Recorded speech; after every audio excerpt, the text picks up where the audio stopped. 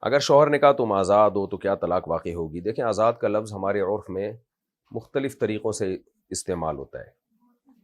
ایک تو یہ کہ میری طرف سے تم آزاد ہو، میرے نکاح سے تم آزاد ہو۔ اگر یوں کہہ دیا میرے نکاح سے تم آزاد ہو پھر تو صریح طلاق ہے یہ۔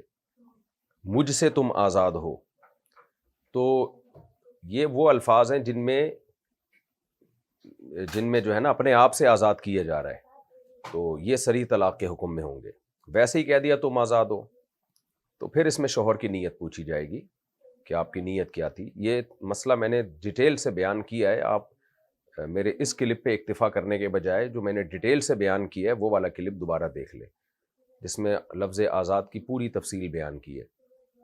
تو آپ نیٹ پہ لکھیں گے تم آزاد ہو یا آزاد کے لفظ سے طلاق کا حکم مفتی طارق مسعود ایسے لکھیں گے، پورا کلپ آ جائے گا، اس میں نے پوری ڈیٹیل بیان کی ہے۔ تو خلاصہ یہ ہے کہ جب کوئی اس طرح سے طلاق دے تو خود سے فوراً فیصلہ نہ کر لیں، بلکہ کسی ماہر مفتی سے رجوع کریں۔ اور جو آپ نے پوچھا ہے تم آزاد ہو کہہ دیا، تو اس سے نیت کے بغیر یا قرینے کے بغیر طلاق واقع نہیں ہوتی۔ قرینہ کا مطلب بیوی نے کہا تم مجھے آزاد کر دو یعنی طلاق دے دو، بیوی نے یوں کہے، آپ نے کہا ٹھیک ہے تم آزاد ہو، تو یہاں تو پتہ چل رہا ہے آپ کی نیت طلاق ہی کی ہے۔